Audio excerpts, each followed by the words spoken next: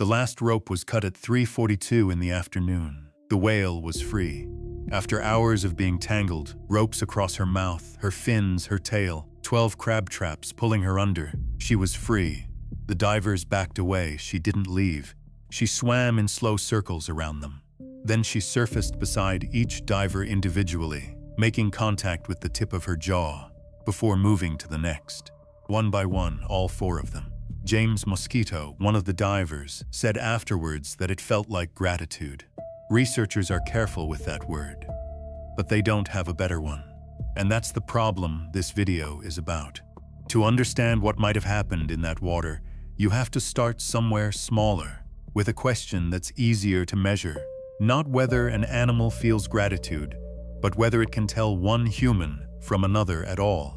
Wildlife biologist John Martzloff noticed something odd on the University of Washington campus.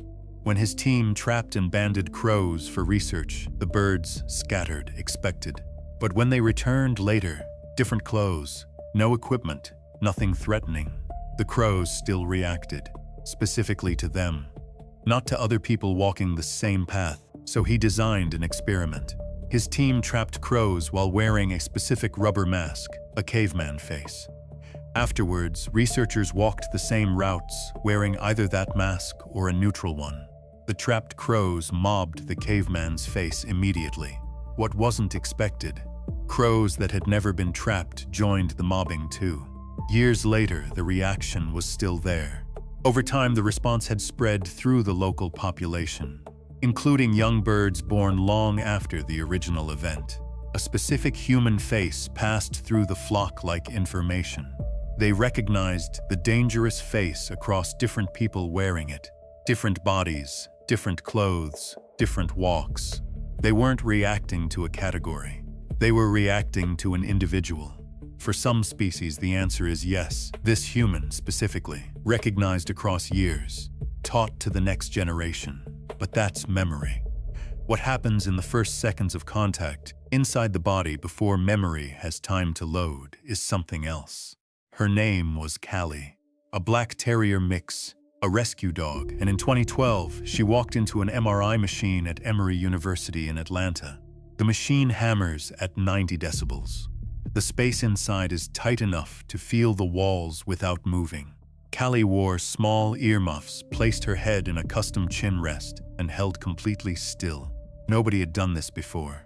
A dog, fully awake, unrestrained inside a functioning MRI. Every instinct said this shouldn't work. Callie didn't move.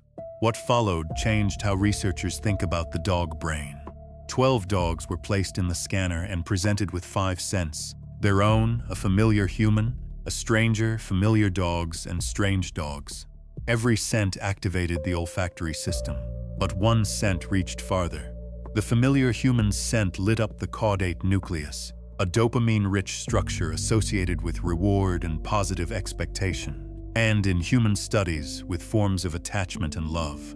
The person wasn't even in the room, just the trace of their scent on a gauze pad. And the brain responded almost as though something good was coming. What that tells us about who animals recognize as safe. That part is stranger than the experiment itself. The caudate wasn't the last surprise. In a park in Palermo, Italy, researchers set up cameras and watched dogs play, not performing tricks. Just dogs interacting freely, while Elisabetta Palagi's team from the University of Pisa filmed at high frame rate, slow enough to catch what the human eye misses. They were looking for rapid mimicry, an automatic replication of another's expression, faster than a conscious decision can form. What they found, within 1 second of seeing another dog's play signal, the watching dog often mirrored it. Not every time, but often enough to change the structure of the play itself. Not commanded, not consciously chosen, faster than deliberation allows. The brain wasn't waiting to decide how to respond. It was already responding, reading another animal's emotional state and matching it in real time, before any deliberate choice could form. Related forms of rapid mimicry have been documented in primates, in wolves, in horses, and more recently in bottlenose dolphins. Not a quirk of domestication, something much older, that doesn't prove a trapped whale understands a rescuer. It proves something narrower but important. Social animals can read emotional signals faster than conscious choice allows. So the rescue question changes. It's not whether the animal thinks. It's what the nervous system is already doing, in the silence before thought arrives. What is it reading when a calm human approaches and simply holds still? The easy explanation is conditioning. The animal learned that humans sometimes help. Pattern recognition, stored experience recalled under stress, safe explanation, comfortable distance between animal behavior, and anything that looks too much like awareness. But conditioning takes time. What the cameras in Palermo caught happened in under 1 second, before a slow, deliberate calculation could form. The response was there before any of that could occur. And when you understand what's happening in that half second, it stops being a story about animals, because you have the same circuit, running without your permission, without your awareness, every time someone has walked toward you in a moment you needed help. Think about the last time someone helped you, and you felt it before they said a word. Not the words, not the offer, the feeling before any of that, the way your shoulders dropped, the breath you didn't know you were holding. Now think about the times someone said exactly the right thing, and something in your chest still didn't believe them. That gap is not a flaw, it's the oldest system you have. The one reading threat and safety long before language existed to name either. It reads stillness, reads breath, reads the quality of attention in someone's face. The crow in Seattle was running the same program. The whale off the Farallon Islands, holding still while strangers worked across her body, was running it too.